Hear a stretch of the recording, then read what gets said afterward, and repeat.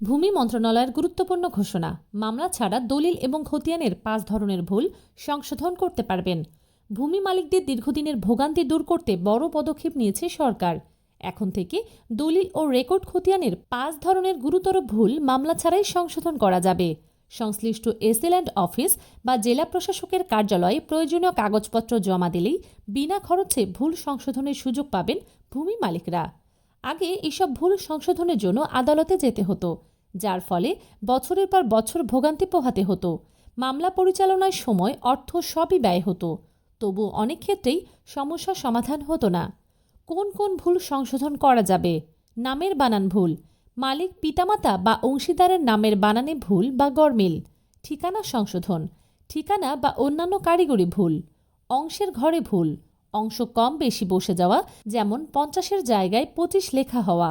জমির প্রকৃতি ভুল, যেমন ধানি জমির জায়গায় বাস্তভিটা লেখা ইত্যাদি। দাগ নম্বরের ভুল, মূল দাগের পরিবর্তে অন্য দাগ বসে যাওয়া।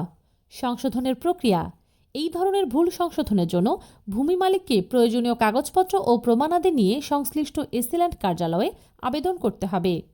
আইনি পরামর্শ বা তথ্য জানতে আমাদের ফলো করুন।